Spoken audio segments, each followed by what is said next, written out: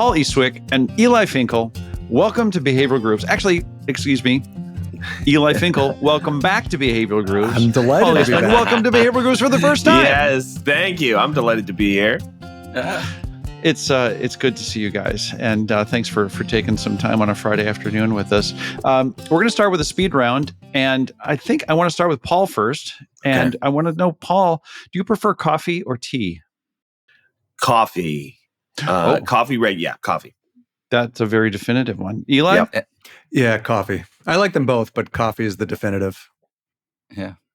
You guys have any special? Are you guys coffee snobs, or does it matter? Or you put is it just filled with cream and sugar and so it doesn't matter? Or I have become more and more of a snob over time. It's gotten pricier. It's gotten stronger. It's a linear trend. He's not just talking coffee. He's heroic snob. That's You true. get him started about wine, if you like. I have almost no standards. Stronger, more expensive. Yeah, that's right. I have no standards about anything at all, but my wife has standards, and she's kind of ruined me on coffee only. So yes, I now have a particular type of coffee that I like. I know. I didn't know that. there you go. Hard to believe. I like that. We talked to somebody in Europe this morning doing an interview, and he said that he basically likes his coffee so thick that it's chewy. Yeah. Wow. Okay. Respect. It's exciting. Yeah. All right. Second of our not so speedy speed round questions. This is a free for all. You guys can grab at it. Whoever wants to answer first. Are you more of a bicycle rider or a unicycle rider? I've tried to ride a unicycle once. Yeah. And it was a disaster. I did not get that thing but upright. not like in the one wheel balancing back and forth. I could not even do that. I just tipped. It just keeps tipping.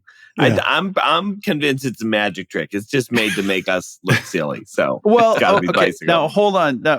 And did your first experience on a bicycle, was it similar, or did you take to a bicycle like a duck to water? You bring up an excellent point. I do believe I needed training wheels for some time in those days. Yeah. My ideal self is a unicycler, but my actual self is a cycler, a cyclist, I suppose. We tend to sabbatical in Amsterdam, so bike all the time, and I bike to work here in the U.S. as well. I'm a big bike user. Yeah. Wow. I like the ideal self as the unicycler. You can, I can envision what it would be like, and my child actually learned how to ride with our neighbors. They, have some bars up on the neighbors, back around their driveway, and that was what they did one summer. Yeah. Okay. Third question. We'll start with Eli. Yes or no, true or false? Rom-coms have a lot to tell us about relationships and science. True, and actually much more than I realized. Oh, wow. Okay. Paul, you're shaking your head. I think this is Yeah. I mean, I too have been surprised at the variety of messages in these movies that are getting the science right, and the variety of messages that are getting it totally wrong. That'll be a fun conversation. We'll dig into that deeper. And the last one, and you can answer this as a which is better, maybe going with a which is easier, right? And Eli, I'm going to ask you, because you have both of these under your belt, and Paul, you're in the midst of one. But which is better / easier, right? To be a podcaster or to be an author? Oh, that's a terrific question. I think being a podcaster is easier because I think less goes into the, you produce it and then you edit it 48 times and then, you have to weave the whole thing together. And also I'm doing the podcast with Paul. And so we really, a lot of the reason why we wanted to do the podcast in the first place is we realized we talk about this stuff a lot. We usually time it so that we exercise together. So I'm running somewhere in outside of Chicago, and he's running out there in California. And we're talking about this stuff, and we like films, and we thought, gosh, it'd be sort of fun to do this more formally. So it's basically really fun to do. I loved writing a book. It was the biggest intellectual challenge and adventure I've had thus far. But the podcast is definitely easier. Okay. Yeah. And Paul, at least, I mean, as somebody who is in the process of writing a book, writing a book was quite challenging. And it's just like the time horizon is so different. I mean, I think that's been the interesting thing, is that because our podcast uses these small chunks where each episode is one movie, it's so manageable. And we'll just do another one. We'll just do another one. It seems like a very bite-sized thing to do. Compared to, there are so many times when you're writing a book and you're just like staring at the blank pages ahead of you. You've got several hundred more pages to write, and it can be daunting. Yeah. But then that all gets thrown out and you get a whole new revision, right? Yeah. Right. So, Right. Like I don't think about the hundreds of movies we have left to cover. Oh, there you just go. The next that's one. Nice. Mm-hmm. Yeah, right. Just the next one. I just thought that one of you was saying, well, you just turn all the hard work over to Tim, and then you just get the easy stuff of talking with people, and that's great. So that's cool. That's how I think about it. That's great. Everybody's got a perspective on it. Yes. There you go. Okay, so we would like to talk a little bit about your real work, your day job, but maybe we should just start talking about like the funnest thing that all four of us love to do, and that is podcasting. Let's talk a little bit about Love Factually. Sure. Okay, so one of you, give us a quick synopsis of Love Factually as a podcast, and why should all of our listeners start listening to Love Factually? We're basically using this podcast as an opportunity to fact check Hollywood using the science of close relationships. I mean, rom-coms, romantic movies, they're very popular. They have a lot of implications and messages for how people should or could initiate relationships, maintain long-term relationships. And sometimes those messages fit the science pretty well, and sometimes they fit the science pretty badly. And so each episode is one movie where we go through and pick it apart, and we identify, okay, here were the themes that fit well with the science. Here are the themes that don't fit so well with the science. And here are some things we actually really don't know. The movie is ahead of the science in some ways. And so, we sort of triangulate on these different ideas to give people a sense of what our science would have to say about what they've just seen if they've seen this movie. Yeah. Let's get this out on the table. Like, you guys aren't just like opinionated dudes. Like, you're the pros from Dover when it comes to relationship research. So you know what the hell you're talking about. And this is you when you start in your podcast. Like, when you say, "Well, there's this research or that research," it's because you read it. You actually know it, and you're familiar with it, and you know how it fits into the grand scheme. Yeah, you're right. It was funny, Paul, as he was posing that question, I started doing some math on how many years of relationship science we've collectively done. I think it's like over half a decade combined years of actually doing the research. Yeah. Or at least somewhere close to that. So we've been doing this stuff for a long time. A lot of the work we talk about are studies that we've been involved with or run ourselves. But we have a pretty panoramic view of this literature. And my guess is that even your listeners are probably not fully aware. Like, there's a field called relationship science. And this field has like hundreds or maybe even thousands of people who have devoted whole careers to trying to use empirical scientific methods. That is, test hypotheses, use evidence to try to figure out what works and what doesn't work. And by and large, this work is cloistered in academic libraries. And so our hope with Love Factually is, obviously, we hope people love the podcast. We hope they think it's fun. We hope they're interested in the movies, and that would be a reason why they would be interested. But all that stuff from our perspective is a Trojan horse for saying, hey, everybody, here's what relationship science has discovered up until now. And we think there's a lot of useful lessons in there. And we use it as an opportunity to say, there's a lot of ideas circulating in Hollywood land that infiltrate our culture for better and for worse. Which of those ideas hold water, and which are ideas that we should try to like open up our mind and jettison out the side? Yeah. Another way Paul. of thinking about like what we've been trying to do, right? I mean, we both teach undergraduate classes on close relationships where we get up there and we can talk about the science. We're very comfortable with these things, and we'll throw in some movie clips. Okay. So it's, here, I'll just speak for my class. It's probably 96% me talking and 4% movie. Okay. But this was kind of like, well, what if we kind of flip that? Yeah. What if we ground it in the movie, and then because I don't think if I recorded a lecture on a podcast, I don't think anybody wants to listen to that. But they might listen to me talk about La La Land, like actually giving a lecture from class. But really, I'm talking about La La Land. Well, and it's interesting because it's not only you two, you're bringing on guests on these, and the guests are, well, you have Laurie Santos and Katie Milkman, very well acclaimed researchers in behavioral science and maybe slightly akin fields, but they're bringing some of their insights in on this as well.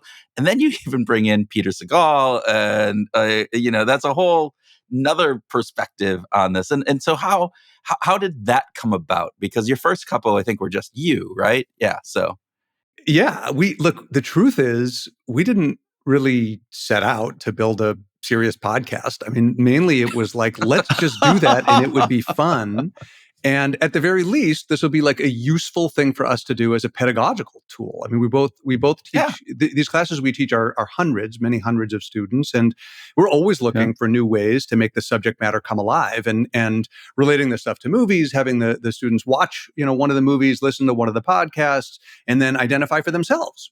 Aside from what Paul and Eli saw in the movie, what was something else you noticed that was spot on with the content we're covering? What else seemed like misguided from the content we're covering? So that was the excuse we needed to say, all right, we're really going to do this. Yeah. And then it was incredibly fun.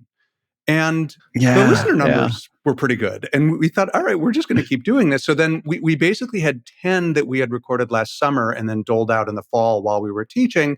And we thought, are we going to do, season 2 or record these? And we really didn't know. And then again, it was fun and the listener numbers were good. And we thought, well, let's just keep going. And we thought, well, it might be fun to do for, this season 2. They don't really lump that way, but more or less season 2. And so we've done some with experts. And thus far, we haven't had relationship science experts with us. That's sort of the role that we've adopted. But Katie Milkman is one of the major social scientists out there and the behavioral economists. And Laurie Santos, too, one of the gurus of happiness research, teaches the massive happiness class at Yale, very famous class. And it has been awesome having them on the show. Like when Laurie came on the show, she started talking to us. We had Laurie on the show to talk about Say Anything, a Cameron Crowe movie. And she noticed fairly early on that even though the girl Ione Skye in that movie was sort of out of the league of the guy, John Cusack in that movie, he just thought, I can do it. I'm going to do it. I'm going to go for it. Yeah. And so what did she do? She's like, well, what's the evidence on optimism? And she started talking about the Roger Bannister effect, where people thought it was physiologically impossible to run a 4-minute mile. And Roger Bannister was like, I'm going to do it. And he broke through that barrier. And like a month later, somebody else broke through the barrier, and then more and more people were doing it. But that's the sort of perspective that Paul and I really can't bring, but some of these guests can bring. And it's great having them. Yeah. It's so cool. I just have to say, I did not expect Peter Sagal to be this incredibly well-read. Oh, yeah. I mean, I obviously he's a smart guy. Like, totally. To be that funny, you've got to be really damn smart. Yeah. But like some of the conversation between the two of you was like, no, we need to go back to Schnitzler on that. And well, no, what about this? And it's like, holy Hannah, this guy is amazing. Did you know this in advance? I did. Yeah. So I've been friends with Peter for a long time. I did not. Paul, it was news to Paul, I think.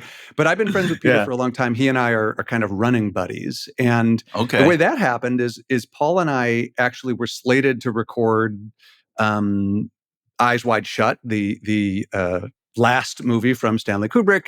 And I just mentioned that to Peter when I was on a run with him a few days earlier. And he seemed intrigued. And I said, "You want to join us?" And he said, "Sure." So we had a great time. It was wonderful having him. And then he read the Schnitzler in the meantime. I mean, that was the thing, is that he came fully prepared, ready to talk about the source material. And I thought that was very interesting and not something that I would have been prepared to do with most movies, much he less was all that in. one. Yeah. That is pretty cool. I'm kind of curious about this effect, though, of having other social scientists in on the conversations. Did that emerge organically? Was it, or I'm wondering what was the catalyst that got that going? Oh, I think if I remember correctly, we were just kind of reaching out to folks for like tips and help and other things. I mean, it was, like Justin Lehmiller or somebody else has been on the show, and he's got probably the biggest thing that's adjacent to a close relationships podcast which is a sex and psychology podcast. And so, we were sort of just kind of like reaching out for tips and letting people know about the show. And then when, some of these folks, it was just clear, like, oh, actually they could come up with some movies that we wouldn't think about, and that they'd be able to bring a perspective to that could really enrich things. Yeah. It's fascinating. I love the premise. I love how it's set up. I love the structure, and I don't know. I haven't listened to the entire catalog, but the speed of going through the movie, I think, it's a fun little thing, and I don't know how the hell you do it, because it's like, are you like getting it under a minute because you synapse the whole thing in that quick of a time? But it is fascinating. What has surprised you? When you are looking, obviously you've been using movies in your classes for a while, but to do this deep of a dive on these single movies, is there anything that has really surprised you of some insights, either, as you said, about what Hollywood gets right or what they're just missing the mark on? I have a couple things I'll chime in on. Yeah, no, go ahead. Yeah, well, one of the things that has surprised me is how many movies I think by and large got it right. And in fairness, like a lot of what scientists or experts will do is they'll look at what's in the public sphere and be like the myths, the mistakes, and we forced ourselves early on. I mean, this was more Paul when he was coming up with the structure, but we forced ourselves in every episode. What does this movie get right? What does this movie get wrong? Because every movie has some blend of those two things. And when you come in with that sort of, open-minded take, you realize that, my goodness, there's like a bunch of really good films out there that basically get it right. And one of the conceits of our show is we rate every movie on stars as if we're film critics, which, Paul, I guess we kind of are at this point. You absolutely are. I need to get that added to my CV or something. But then we also rated on something called Rust Bolts. So my advisor's name was Carol Rust Bolt, and we basically rate everyone on a scale from 1 to 5 Rust Bolts, which is how accurately does it capture the science. And there have been, I don't know what percentage, but a decent number that have been in the 4 and 5 Rust Bolt range.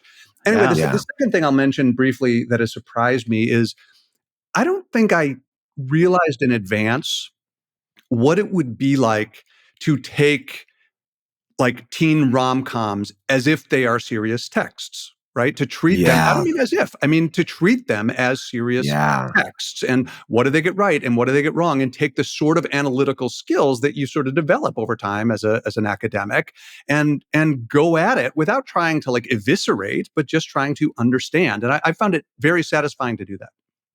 Yeah. I think one thing that I've really appreciated about visiting all of these movies with this lens is how many of the topics they are often getting right, and sometimes they're even understanding it in deeper ways than the science does. And so I'm thinking specifically here of something that comes up a lot in the show, which is what we often call a microculture. And what that refers to is the idea that each little relationship is, like a little cocoon that builds its own rituals and norms and patterns and nicknames and pet names and jokes. And in jokes. And these things all become a key part of what makes that relationship work or not. And of course, when you're writing a film, you build in that kind of texture and detail because it makes it good and compelling and it feels real. And that's the kind of idiosyncratic stuff, the kind of idiographic material in relationships that are remarkably difficult to study, right? Because I can't easily give people a scale. I mean, I can be like, what are your pet names? But then like you have all this qualitative data. What are you going to do with that?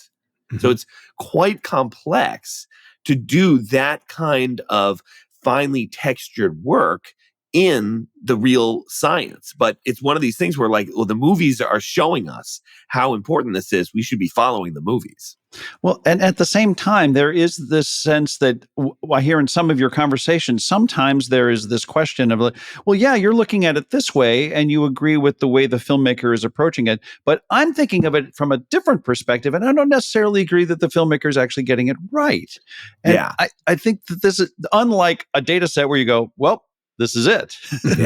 Or ideally, we should sort of agree on this is what the data set says. Did that surprise you? Oh, what's been interesting is just how often we're differing. Like, of course, when it comes to Eyes Wide Shut, we're going to do a lot of if, Kubrick means this, then X. But if he means this, then Y. And we're never going to know, and people are going to argue about it for the rest of time. But, sometimes I'm shocked at the extent to which we're doing that over like 10 things I hate about you. Right? We're like, did the filmmakers mean to do that? Because I think they kind of goofed for, reasons X, Y, Z. Do you think this isn't a broader question, but again, because movies kind of show a little bit of the culture and then the norms of relationships in these types of things, are they driving some of these cultural norms, or are they just really a mirror of what's going on out there, right or wrong? Thoughts on that, Eli? Yeah, it's a good question. And, we're not film studies scholars, so I'm reluctant to give a definitive answer on this. But I'm pretty confident that the films teach us what romance is, what looks romantic, how we should behave in relationships. I'm sure they're also responding. I bet there's a mutual causal link there. But one of the reasons why we wanted to do this podcast is because I think it's fairly clear that the movies tell us how to think, certainly much more than most scientific articles do. And so these are ideas. These are the things that are reaching the public, not the stuff that's cloistered in academic libraries. And one of the parts of the podcast that wasn't in our initial draft for the structure of how we wanted every episode to go is a section we added like right at the last minute called, "Are we okay with this?" Because we realized that there's like a lot of stuff we wanted to say that wasn't exactly about an empirical claim that we thought the filmmakers were making about how relationships work, but like these are the messages that we're sending to people about how relationships should work and so forth. And morally, culturally, how do Paul and I feel about those things? And sometimes the messages are in the movie on purpose, and we could say we're uncomfortable with this or that. And sometimes they're like not intentional, I don't think, in any way by the filmmakers, and we have some sort of, I guess, film criticism about it.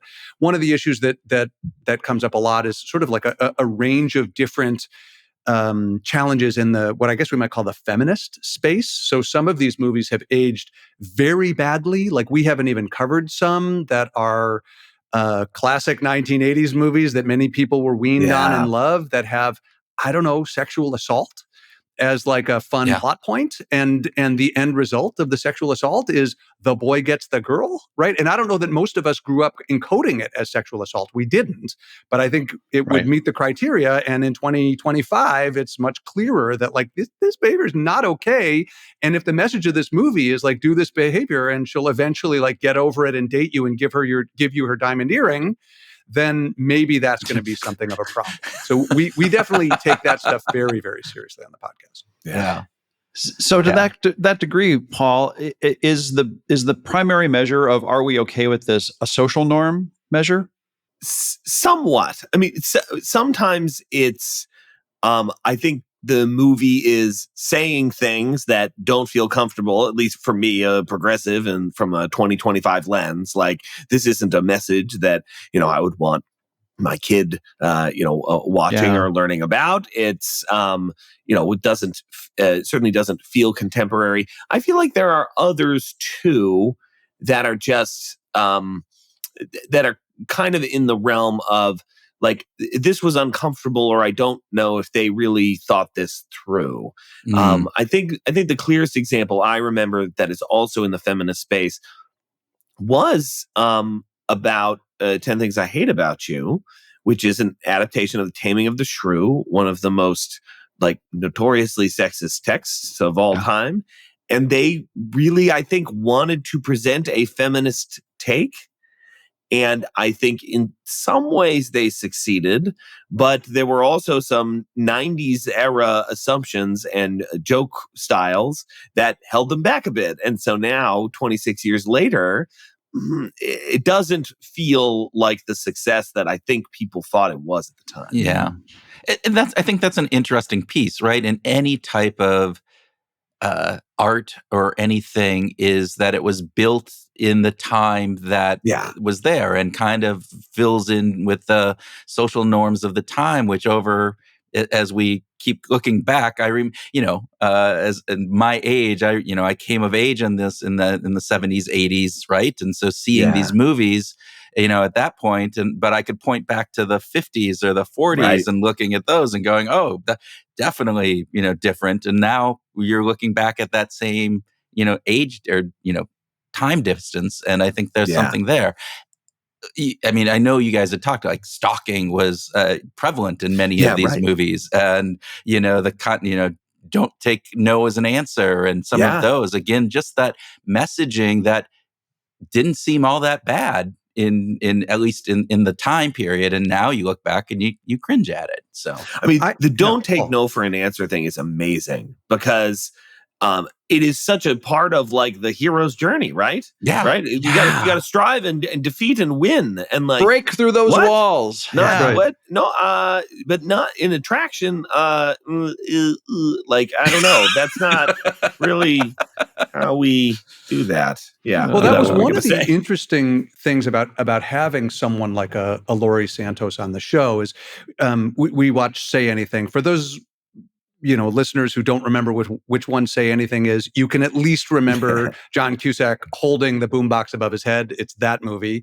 And I remember, we were voicing some reservations about this. Like, basically, he does that because she's broken up with him.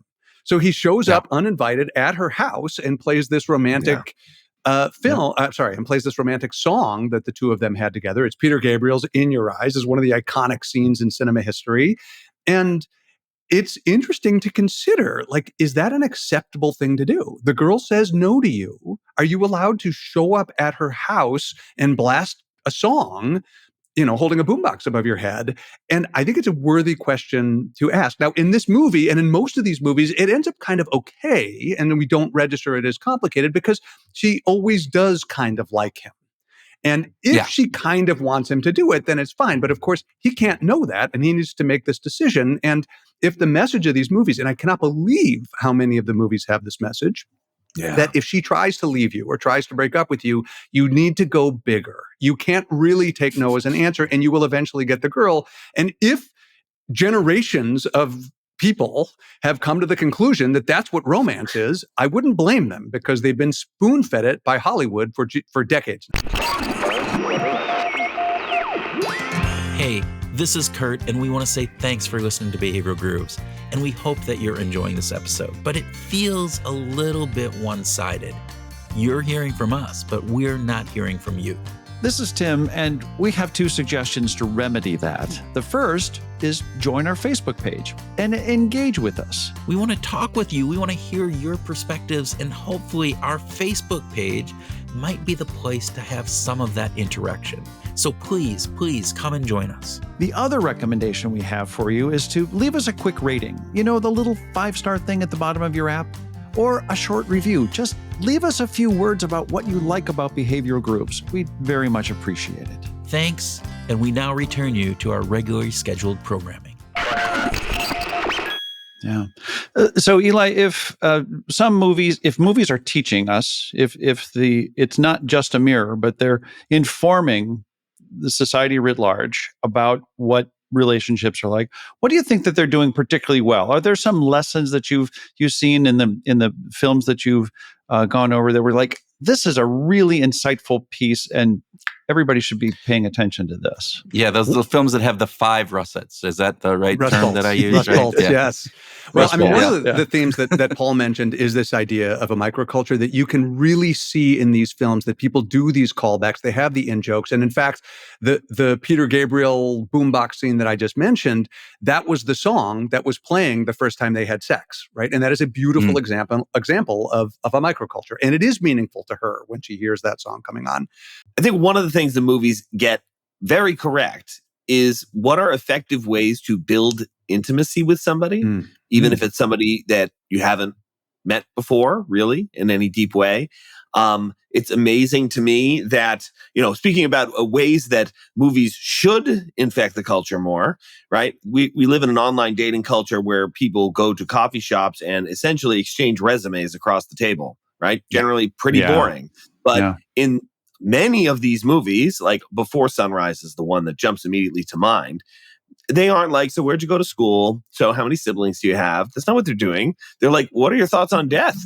Yeah. I think, so souls are these tiny pieces everywhere, right? I mean, they're talking about interesting, deep things. That's what the science says, right? The science on the development of intimacy suggests you should kind of skip all that surface level stuff and jump right into interesting questions about like what it is you like about the other person and how you think about deeper things in the world, right? So skip the resume. So the movies nail this. Another thing, Paul, that we've seen that has come up a few times in these movies is, when does a relationship start and when does it end? Turns out to be a complicated question. Most of us act as if the relationship started at some point in time and then ended at some point in time with a breakup or something like that. And actually, relationship scientists basically do this, right? There's like often we don't even ask, like, how long did you know each other before you started dating? What happened in that interim period? Very rarely do people in our field even ask that question. And then we treat breakup as if it's some discrete event that happened at a certain time on a certain date. But people sleep with their exes all the time. People mean to break up and screw it up and end up married, right? These things do happen. And some of the movies are great, Paul. Perhaps the best one here is 500 Days of Summer. And I remember you saying in that episode that, like, if you were defining the beginning and the end of that relationship the way most of us do and the way relationship scientists generally do, it would have been like 260 days of summer, right? Because there was like 30 days when they were like noticing each other, but like flirting, but like didn't get together. You didn't like have a first kiss. And then the last time that the Joseph Gordon-Levitt character sees Summer is on day 488, right? The filmmakers made a point that he doesn't encounter her again after 488, but he doesn't get over her until day 500. And I won't ruin the ending of the movie if anybody hasn't seen it, but something happens on day 500 that has nothing to do with Summer. And it's really then that the relationship is over. And the movies, several of the movies do a really good job at calling the lie to the idea that it's easy to define the onset and breakup of a relationship.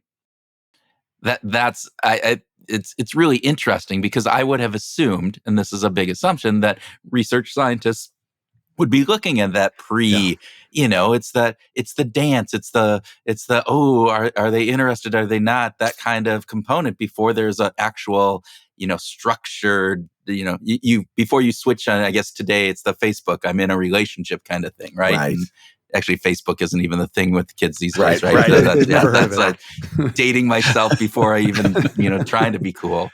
But it is fascinating that research scientists don't look at that as much as you would think they would do. Oh, it's remarkably hard to do. And this is, one of the grand challenges that, Eli, you and I may find ourselves in the ground before this gets solved, but there's a tremendous numbers problem with trying to study relationships from the moment two people meet until all the way up through the formation of a relationship. Because, you have to meet so many people to become interested in one of them. And then that person has to be interested in you. And then you have to survive all these trials and tribulations to get to that point. So it's something like, it's 1% or less of the people to you be meet. clear, You will hey, eventually, Paul, to be clear, Yeah. you're not saying 100 dates necessarily. You're saying the people who are in your chemistry class, the people that you see at church, like all the people who could in principle have been a partner. Yeah. All the people you swipe left on or whichever one is the wrong way, right? I mean, that's going to make it even worse. But here's a useful way to think about it. If you just host a random speed dating event between people who don't know each other, the percentage of people who will go on to form a romantic relationship with somebody that they will meet at that event, it's something like 1%.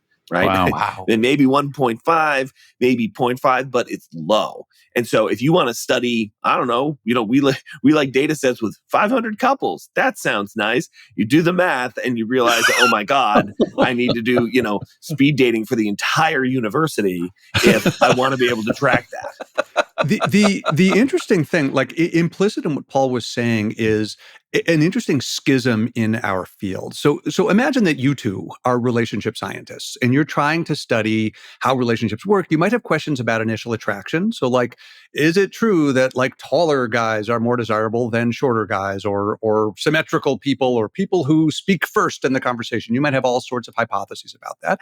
That's not that hard to study. You recruit people who don't know each other and you introduce them in the lab or at a speed dating event or whatever. Or you might be interested in studying relationships. So, the way people handle conflict and how much positivity and negativity, or how much do they nod when they listen to each other, or whatever your hypothesis might be.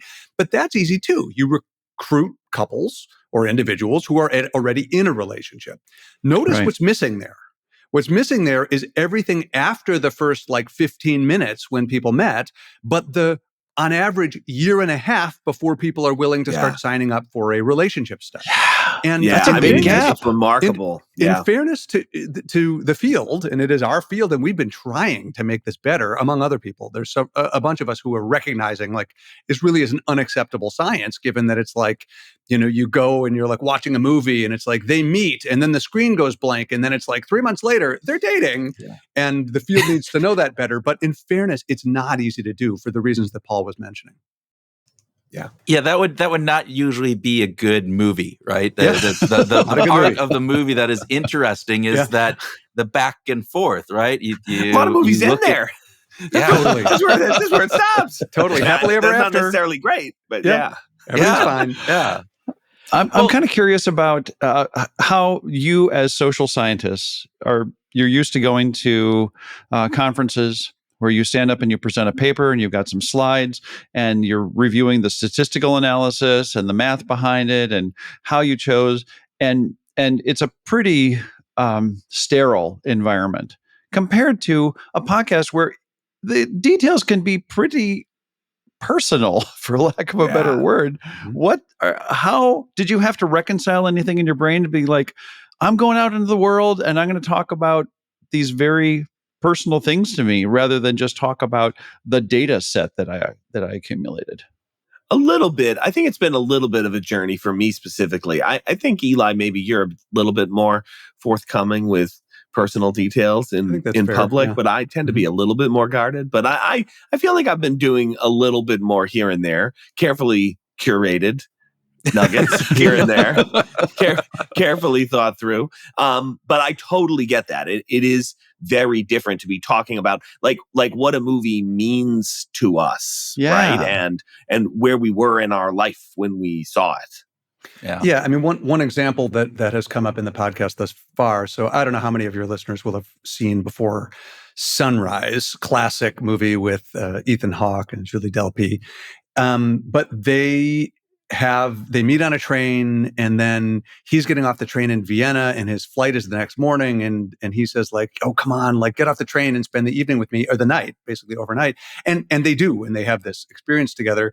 And early in every episode, we just talk very briefly about what this movie means to you. And it reminded me of an experience I had that was very similar to that. When I was 16, I was abroad and I met this girl. I think she was probably 17 or something like that. And yeah, we like talked all night and kind of kissed a bit and so forth. And you're right, the podcast is open about those things in ways that would be surprising and perhaps out of place in an academic paper or at an academic conference.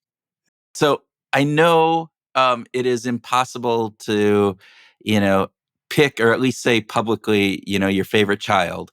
But do you have a favorite movie that you guys have dissected in that the kind of, not necessarily the movie itself, but what you guys were able to understand from that movie and take away from it? That's interesting. I thought you were going to ask, like, what's our favorite movie that we've talked about? That's an easy question for me. The answer would have been Before Sunset, which is coming soon. That is absolutely my favorite of the genre, period, hands down. But this is interesting. So what did we like sort of... where did we harness the most insights? Yeah, like which movie was the one where you guys came into it, thinking whatever, and then it was like, whoa, wait, when we actually look at this, look at all of these things that are getting right, getting wrong, or the whole mix of that. What was that like? I mean, and maybe it's an impossible question to answer. No. I'm going through them. I feel like I've got a pretty good answer here. I think for me, it might have been La La Land. Okay. It might have been realizing that is one of the rare movies that takes you through the full arc of a relationship. Spoiler alert for a movie that's almost 10 years old. And then it does this thing at the end where it shows you an alternative version of the relationship that how it could have gone differently if different choices had been made. And I just remember thinking like, oh my God, I did not realize how much this hits the scientific themes that Eli and I in particular love talking about. Wow. Okay, cool. For me, let me answer a variation on your question, which is like the one that I found most thought-provoking in insightful ways about relationships. And that probably was Spike Jonze's Her. So this is the one with Joaquin Phoenix where he falls in love with an AI played by Scarlett Johansson. Yeah. And it was very insightful about how relationships work, but it also was extremely thought-provoking about this brave new world. When Spike Jonze released that movie in 2013, nobody had ever heard of ChatGPT. Companies like Replica did not exist. Yeah. And now there's like a multi-billion-dollar effort to create artificial chatbots, and there's also progress happening on what used to be known as something like sex robots and so forth. And you can imagine like various streams of development that there's a singularity at the end of there where I don't know how far we are anymore from something like meaningful AI companions. And that one really stuck with me. I've been thinking a lot about it since we recorded that episode. Yeah. Wow. Okay, that just made me pause bringing that up. I want to start with Paul on this. This is kind of a hypothetical question here, Paul, but imagine that you had a benefactor that was going to establish billboards in, say, 10,000 cities in the world with one message on it for you. You get to choose the message about relationships, hopefully. but what one message would you want to have on 10,000 billboards all over the world? I know what it would be for you, Paul.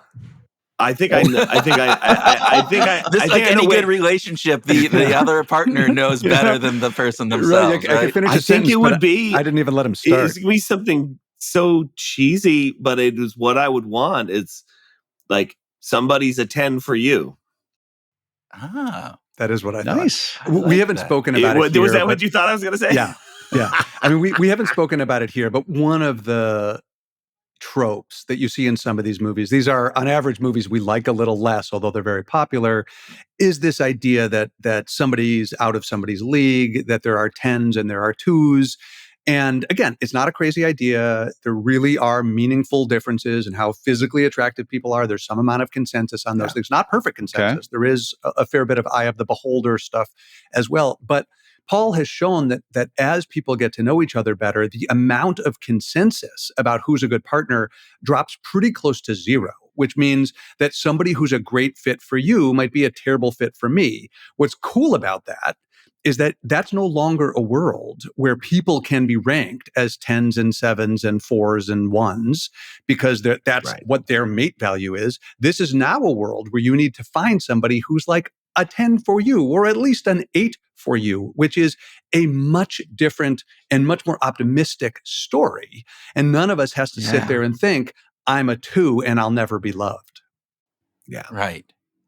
Yeah. And Paul, I don't know if we're going to have time to get into it, but, in the paper that you just wrote, there was the part about, mates seeing people, their partner more positively in general than others. Is that right? And that's exactly right. And that is, it's can be a huge motivated reasoning process once people have actually formed a relationship, right? So if you want to be in this relationship, and often that is going to be aided by this process that Eli is talking about, where I think a particular person is hotter, more desirable than everybody else does. So I'm especially interested in her. And then if I make that relationship happen, all of these motivated reasoning processes then, get launched and then make me continue to invest, make me see her even more positively. Again, this is why we get frustrated when our friends are in a relationship that looks toxic to us. And we're like, why do you put up with that? And they're like, what's the big deal? What's your problem? Right? So again, whether you want to bring that up to your friends is your choice. But the motivated reasoning is a very powerful force in close relationships in general. I kind of love that, actually. I think that's a fantastic message. I very much love that message as well. And I suppose a nice complement to that message is lean into your microculture, right? Develop and cultivate the in-jokes. Do a lot of callbacks in your everyday interaction with your partner. One of these things that comedians are very good at doing, we can incorporate that. Things that from the outside, people are like, I don't even understand what those people are talking about. That's part of what it is to build this unique microculture. And we now have evidence that when people do this, when they lean in more to the unique nicknames that they have, or the inside jokes that they have, or the unique words that they use that don't mean the same things to them that they mean to everything else, on days when they use that sort of stuff, when they engage in that sort of behavior more, they are more satisfied in the relationship than on days when that same couple doesn't do it quite as much. So I guess we have find a 10 for you and lean into your microculture. I like it. Those are great messages.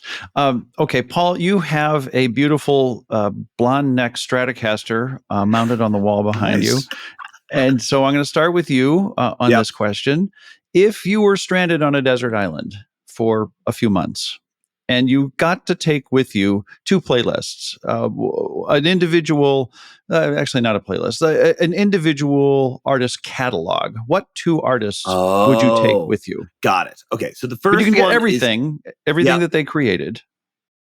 Yeah, so, okay, yeah. I think I got this. So I think for volume, I'm going to take Paul McCartney because I like all of it more than most people do. I too see the highs and lows, but I think even the lows are like pretty good. So that would be one of them. The other one is I would probably take the various film soundtracks created by Joe Hisaishi. He is the musician who has created all the soundtracks for the Miyazaki films. And so, early COVID, my kid was into Miyazaki, and we watched a lot of Miyazaki and just listened to a lot of Joe Hisaishi's music. And it's really gorgeous stuff. It's probably my favorite thing to play on the piano. So I would bring his works as well. Terrific. I'm not familiar with that, so that's definitely I'm looking that up. It's all so good. Yeah. Okay, Eli. So the complete oeuvre of a given artist, I mean, I'd have to say the Beatles would be number one. I mean, I sort of can't believe there's an alternative to that. Probably Paul did it sneakily because he did Paul, where he gets all of the Beatles work plus the extra. I would happily jettison much of the post Beatles McCartney. You can have that one on your island. Mistake. We could have a whole conversation about that. Yeah, there you go. Totally. Probably Pearl Jam. Oh, no kidding. I was actually, based on the conversation that we had with you, Eli, from 2020. I was going to bet on Nirvana. Actually, I thought that you'd lean in that direction. They don't have as big an oof because he died at 27. Yeah, they have a couple albums, really. So yeah, if you're going to be stuck there for a while, go for volume. Yeah, absolutely. You guys, this is just fantastic. Kurt, what No. are yeah, okay, good. Paul and Eli, thank you so much for being guests on Behavioral Grooves today. Yeah, thank you so much for having us. Yeah, thanks for having us.